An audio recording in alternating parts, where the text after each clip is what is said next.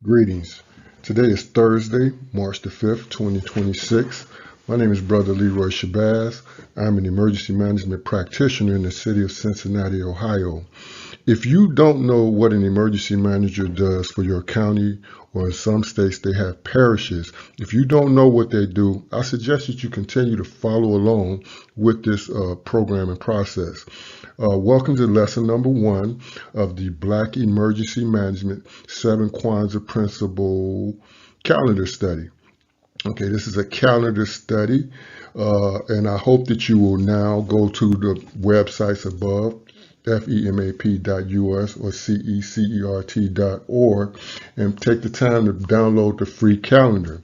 It's a crude calendar, but it's very important that you take the time to download our material, because as the year goes, we will upload more material, more video for you to follow along with us in this study.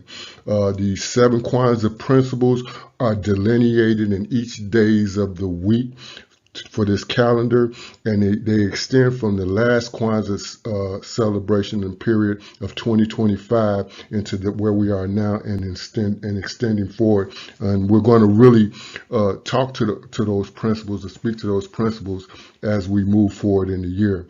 Again, thank you for joining us, lesson number 1. This again is meant to be a year-long study, so please follow along with us in the material. I would like to make a special note before we move on to the Nation of Islam that in 2010, Minister Farrakhan told us to learn emergency management at the end of Savior's Day lecture. He told us to learn emergency management. He didn't tell us to learn disaster preparedness, but that's no problem. We want to make sure that we deal with what the difference is at this point. It is not my intention to downplay the importance of disaster preparedness. My intention is to stress the importance of emergency management. Emergency management is a managerial function that creates a framework that reduces a community's vulnerability to disasters and hazards. Again, emergency management is a framework that deals with community. Disaster preparedness can be that individual family or that individual business, right? So emergency management is far more significant to what the minister in 2010 told us to learn, as opposed to basic disaster preparedness. So over the years, we have in our social media, you can look at our social media, see we've been around. You can go take a look at some of our YouTube stuff before we regroup and get that stuff reconstructed. And of course, if anyone's local here in Cincinnati, please get in touch with me and help me do this. And our active websites, you can take a look at those as we regroup on building those, right? But CECERT.org and FEMAP.us are our major websites. That we will be uploading more videos and documents to this study. Also, if you haven't downloaded the calendar at this point in time and you don't have the capacity right now, as you follow along with us, please go to r4w.academy. You can stop this video now and go to r4w.academy and look at there's a 4-minute cartoon right there that we've created that allows you to understand what we're doing and what we're trying to accomplish in this process. And then you can come back and get into the study with us as we continue. One last quick slide before we go right into the lesson. This slide is a slide that confirms that from 2010 to 2013, I have become a CERT instructor. You can read this article at CECERT.org. Here is a photo of the first team of persons that I had certified as members of a CERT team, Community Emergency Response Team. In lesson number 2, we're going to go really deep into what CERT is and what it means to become a CERT person, to become a disaster asset and an extension of first responders in your community, and then to have a better understanding of how the overall system works, and which is why from 2013 to 2023, I'm back here in the back as training with county emergency managers. I'm back in the back there because I had the sniffles that day. But some of these folks are county emergency managers who are charged with creating a framework that reduces a county's vulnerability to disasters and incidents. So I have a serious commitment to what I'm doing. And with that being said, let us move forward into our first lesson, which is called Our Disaster Continuum. Lesson 1, Our Disaster Continuum. And when I say our, it actually is not just Black, but our American reality of our disaster continuum. But I'm really focusing on a perspective for the urban Black populations using emergency management terminology so that we understand what's going on in our community. I'm really focusing on what says ADOS, American Descendants of Slavery. We really need to understand what's going on. So the objectives here is 1, to an introduction to the basic 3 types of causes of disasters, and I'm going to introduce you to a 4th type of disasters as a FEMAP advisor, Federal Emergency Minority Advisory Program. I'm going to introduce you to a 4th type.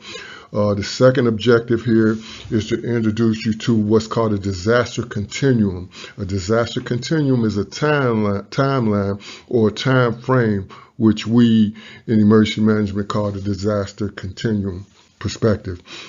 And thirdly, I want to introduce you to the consideration of does the American Black population and other peoples in America have legitimate irreconcilable differences? Obviously, as a student in the Nation of Islam, I think we do have irreconcilable differences to the point where there will be a need of separation of the Black population from others.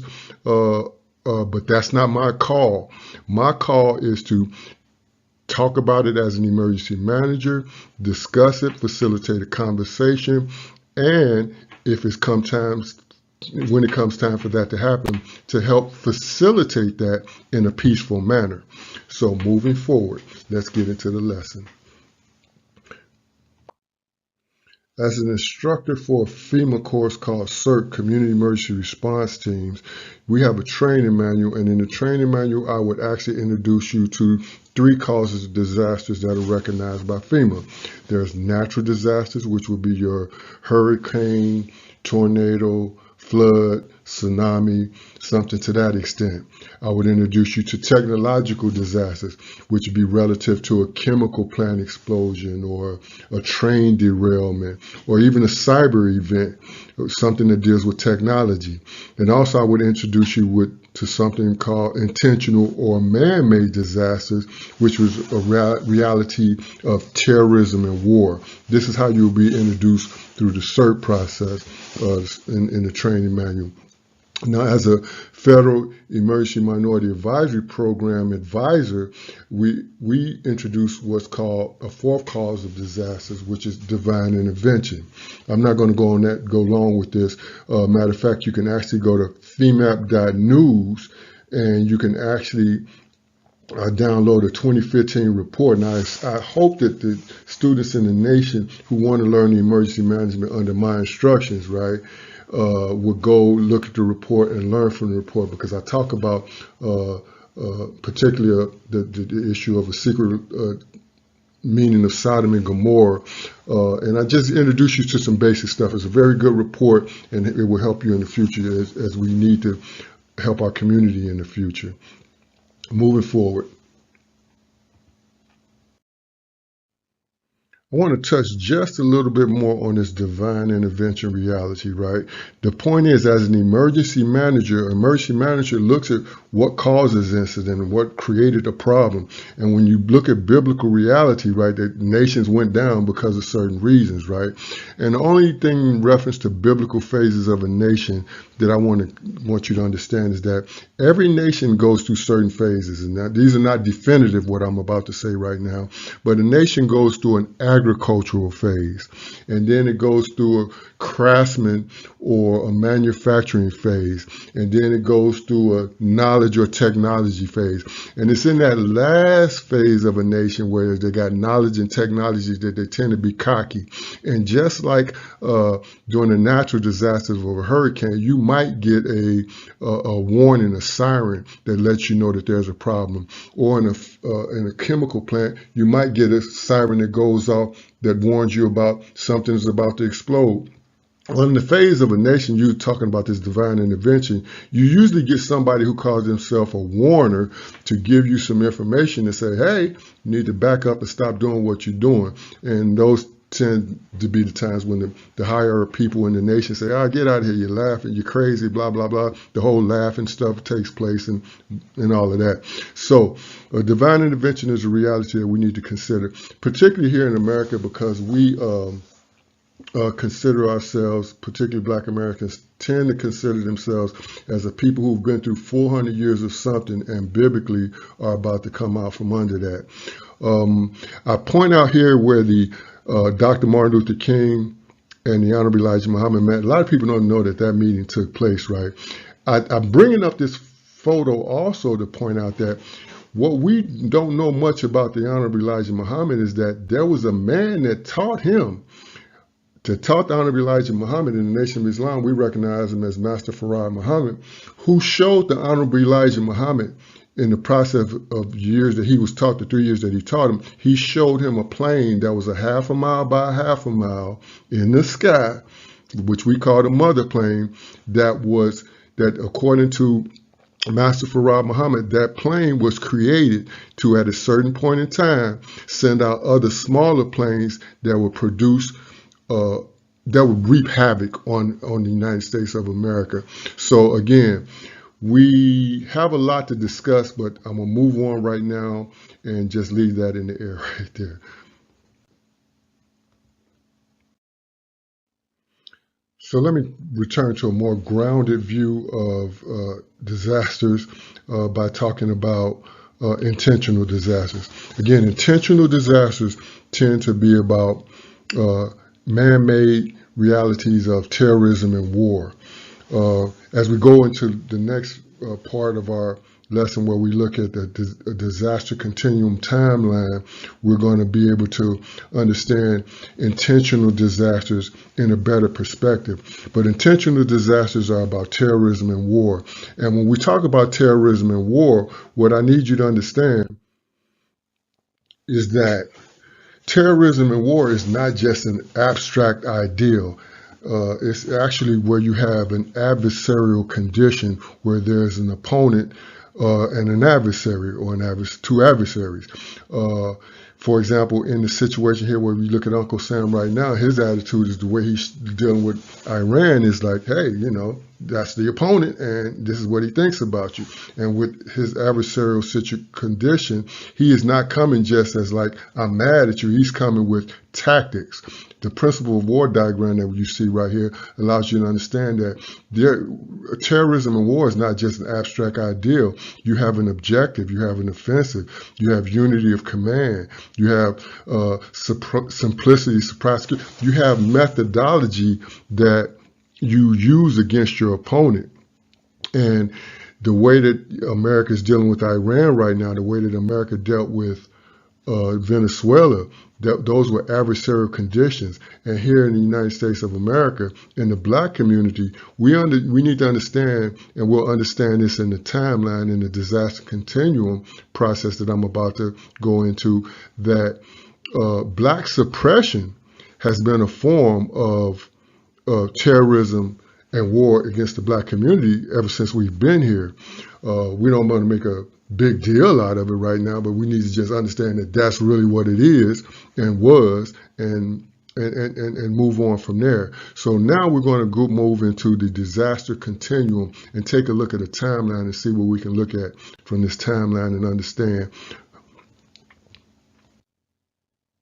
So at this point in this lesson, you have learned that there are specific types of disasters. You should be able to name them.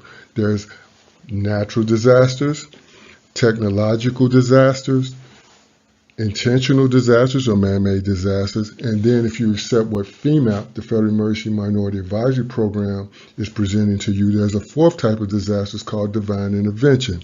So no matter what the disaster, we can look at that disaster in what we call a time continuum or a disaster continuum or emergency management continuum. Again, this is just a timeline that allows us to look at what happens when the disaster comes. So here in the beginning of this frame right here, we look at how there's a preparedness phase, and then the disaster hit, and then there's an actual phase of how long and what happens during the disaster process. This is the disaster continuum. Now, what else can we learn from this? We're going to move forward. Right here, I've added a few more words to this basic continuum to let you know that certain things are taking place during this continuum, right? During the disaster, right? Before the disaster, you have a protection phase, you have a prevention phase. This is, around your preparedness area. I'm not going to go hard into this, but emergency management students with me need to understand and take a look at this, and we'll go deeper in this in the future. But there's a process here. There's the prevention and protection or preparedness phase in the beginning there. Then when the disaster hits, you have your response phase. And then after the response is over with, then you have your recovery phase. And so there are things that are going on here. We're going to talk a little bit more about that. I have mitigation up there, and that's also a phase of the disaster process. But we're not going to get into that right now. As a side note, I will tell you that if you see the 5-point star, the red star for the FEMAP logo, that's what these mitigation, protection, prevention, response, recovery, the 5 points is what that star represents. But again, so you have your disaster, but moving on, you have your disaster time continuum, giving you an understanding that there are certain things that take place in the time frame, in the continuum process, before the disaster, when the disaster hits. We're going to look at that even deeper. So as we look deeper into this, then as an emergency manager, I can pull this up to show you that there is a whole slew of activity that emergency managers look at to happen before, at the incident response point and beyond when a disaster takes place, right? But now for the sake of time, I'm going to breeze through this, but I suggest that what you can do is pause this slide right here and just kind of take more of a view of what's going on in these phases of the disaster. Particularly what I want to do is let you, at this point, is let you look at that during after the response phase here and during the recovery phase back up in here, that there's always, even in the beginning, you take care of people's psychological concerns and their well-being, right? But then in the recovery phase, it clearly understands that engaged networks, here we are, engaged networks and services for psychological support. That's a long-term thing, and over here you ongoing psychological support, and even in the beginning you provide basic human needs and support services. That's keeping the people in a humane frame of mind as you're taking care of them, right? So again, you can pause this and look at this. Again, you can look at all of this, but I need to move forward for the sake of time. So I am going to assume that you actually paused this and looked at the time frame, the last frame of the things that take place during the disaster, and you've kind of figured out that certain things are supposed to happen. So I'm going to ask you right now, if you were looking at this time frame, let me get my pointer here. If you were looking at this time frame and there was a rural area fire in California, how long do you think it would take to recover from that? Let's look down this timeline. It's more than weeks and months, probably, maybe several years. Okay, so that could be the time frame that we're looking at of recovering from this one disaster. How about a severe snowstorm? A severe snowstorm may take what? Would it take years or months or what? Maybe some weeks. Okay, so if it took that, then you got an idea of like after the disaster, those things that happened in the last slide where people are rescued, and certain things happen to keep them safe and to get them back on the recovery phase. What about a coastal tsunami? Okay, again, letting you know that once a disaster hits, there's things that are taking place within the frame of it. How prepared were you? What was the response reality? And then what was the recovery reality? So with that being said, let me go to the next slide and ask you about one more disaster. So let's add American slavery to the equation here. How long did it take for American slavery for the people that were subjected to that to recover? So here was your disaster. Head on down the timeline and you tell me. And I'm going to move forward.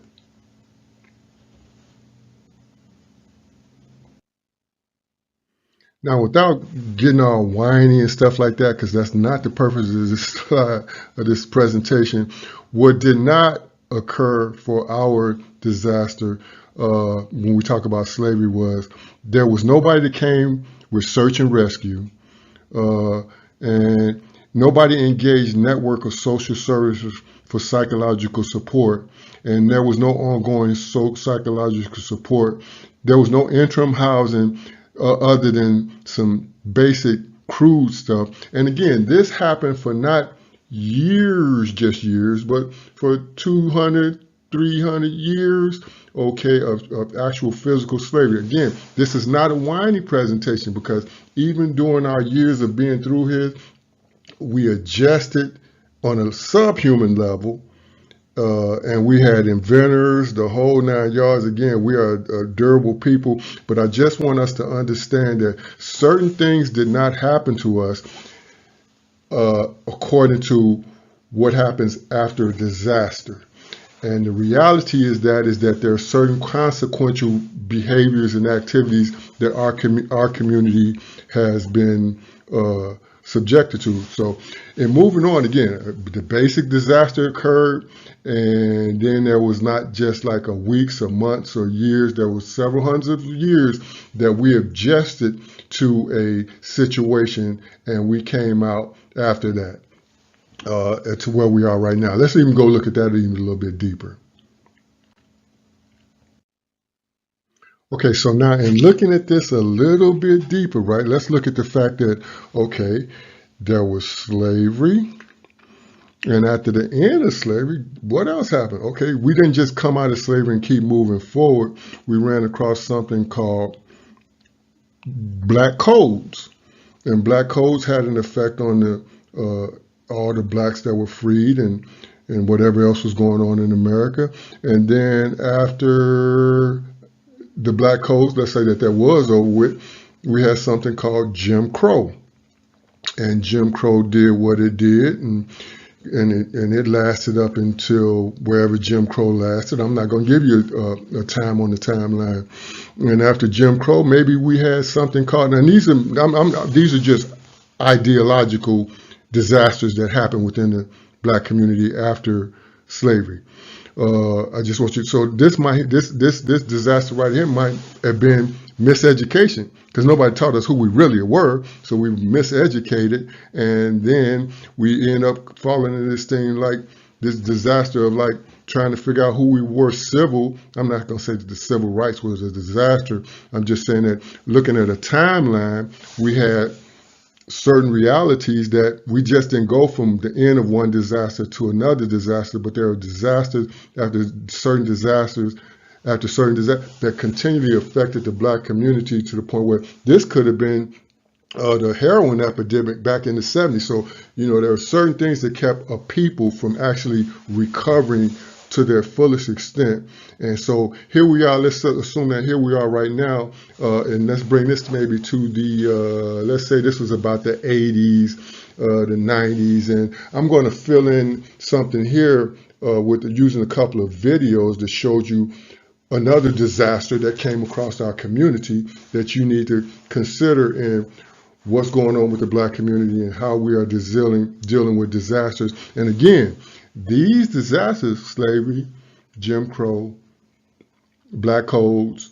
miseducation, whatever else we want to throw in here, and whatever I'm about to play to you, the video I'm about to show you, these are intentional disasters. They were not just natural disasters. They were not technological disasters, even though technology may have been used, but these were intentional disasters that have been played on the black community. And we're not going to talk about this right here because we'll go into that in a different slide. But moving on.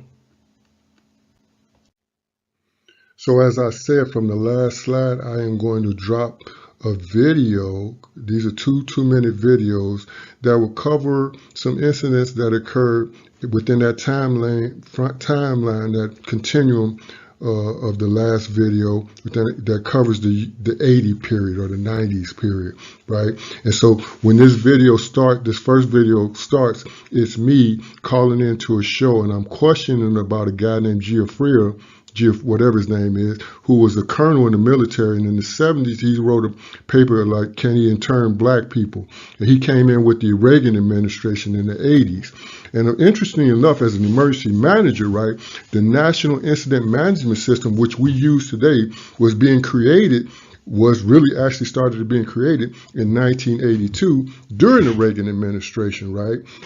And ironically enough, for students in the Nation of Islam, Minister Farrakhan in 1985 had his vision in 1985 of being on the plane, and Honorable Elijah Muhammad telling him about the Reagan administration starting a war. And ironically, again, the National Incident Management System first document did not come out until 2004. So again, I'm saying a lot here. Matter of fact, I'm just saying. And I'm going to just play these videos. Mr. Gordolfo, whatever his name was, at the colonel, he wrote a paper about trying to intern black people. Let me say, brother, it's obvious that you have a lot and Dr. Powers is going to respond, but this didn't just happen in 83. This happened from the beginning. I just quoted you scripturally, whatever means that they needed, they would destroy the male children and keep their women alive. So whether it's crack, or whether it's even the white female, it don't make no difference what they use. They gonna use whatever they can. So we understand that. Yes, sir. And I am a student. I am a registered student. So I'm studying, brother. But I do have work to do in reference to disaster. Well, I'm familiar with FEMA as well, and the preparedness. I did something on that some years ago. It's ever going, but the destruction that's inevitable, only God Himself is going to be able to save that. So I'll let Dr. Powers respond to you. Obviously, we knew he was an FBI agent in Cincinnati and Detroit and other places. He's a professor now, but I'm glad he can respond. And you can leave your number out there just in case Doc want to talk to you, okay? Yes, sir. Thank you very much. All right, my brother. Go ahead, Doc.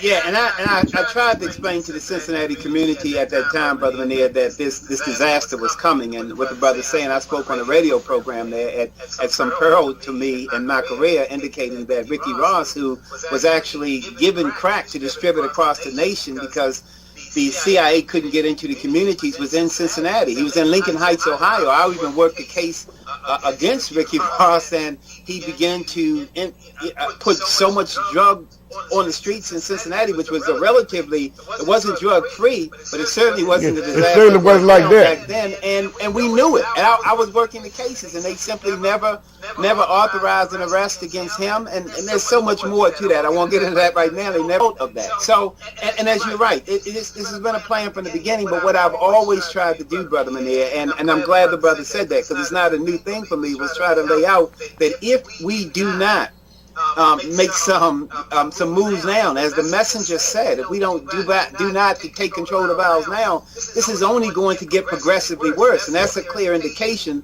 of what has happened in a city like Cincinnati, in the shooting of 100 times of the guy up in Cleveland, and the 40-some murders here in Baltimore. That's all predictable, and the messenger predicted it. We just didn't heed it, and we're just not doing enough to stop it.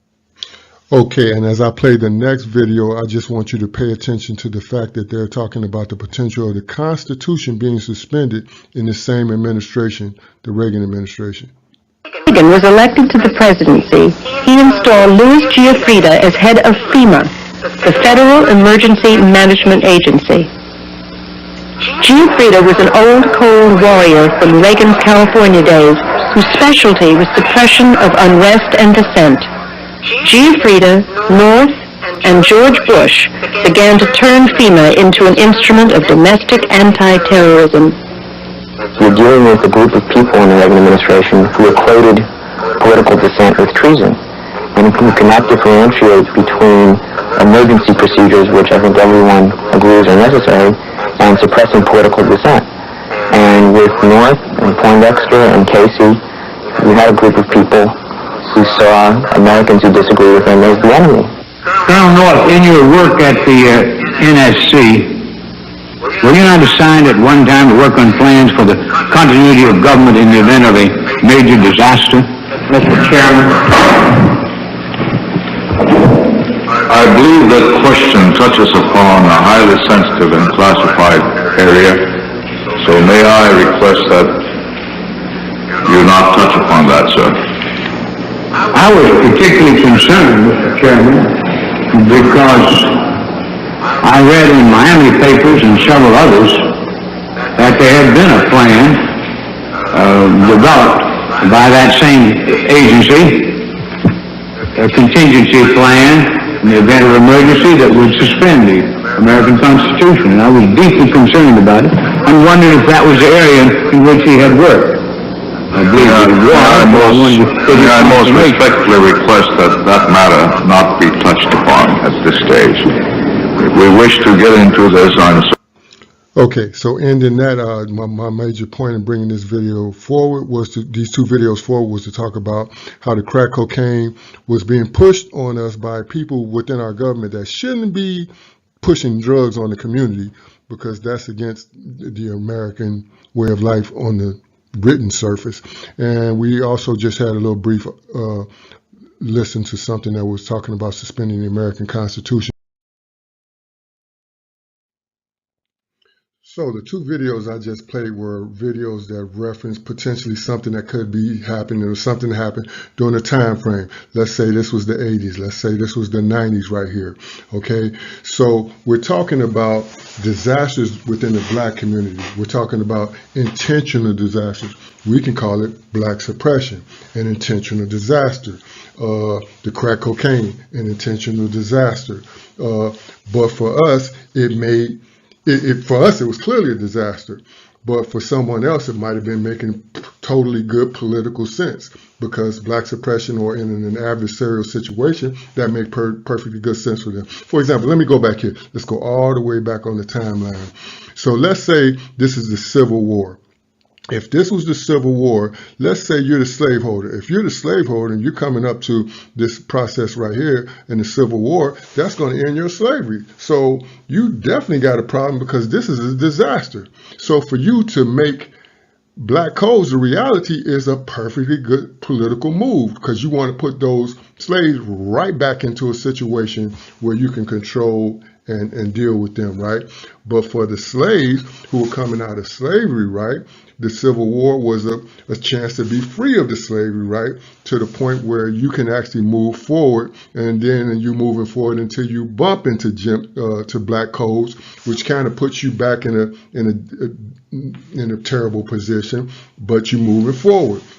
And then you move forward into the reconstruction period of the United States of America, and you trying to build, but you're really not building as strong as you can as a human being, because you've been miseducated. So again, if you just look at the timeline, it gives you an idea of what's going on with disasters. The disaster continuum allows you to understand what's going on with disasters, because if you go back, you can look at certain things that are supposed to happen. If you go back into those previous slides, you can look at certain things supposed to be happening after a disaster, the recovery process, right? And so the recovery process for us and the recovery process for certain other persons who consider certain things a disaster may be just totally different spectrums, different places on the spectrum. Okay, so what we're looking at right here is, as we move forward to the next slide, is the potential of coming together, or the potential of divine intervention, which I threw up as a reality. And I'm throwing this up as divine intervention as an emergency manager, not just as a whimsical thing that we just at a point right now where some stuff is about to hit the fan one way or the other. So moving forward, I got to tell you, that last slide took a lot of energy out of me because there's so much going on. But as we get to the conclusion of our presentation, we are in a situation where we, as the Federal Emergency Minority Advisory Program, would like to work with our community to get us prepared for what's about to happen. We want to work with the United States Department of Homeland Security, which is the reality of the National Incident Management System that deals with the security for all Americans. And they have what they call a whole community concept where everyone is supposed to be involved. Now, of course, that don't work necessarily like it sounds, because there are some good people and there's some straight devils in the process.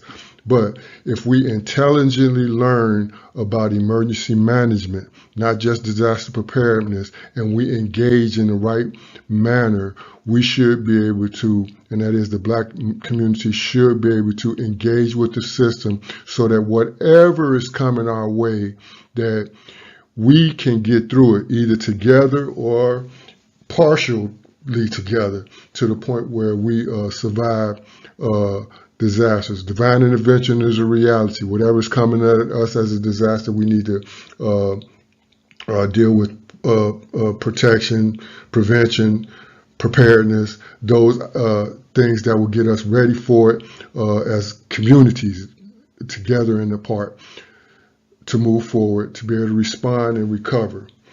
Over here, I just point out the Nguzo Saba because, again, with the calendar, what I want us to do is look at a principle every day in order to try to get the Black community to talking about the principles that will allow us to create that movement toward a renaissance of our community. We've been through a lot, and we need to move forward where religions won't necessarily get us there.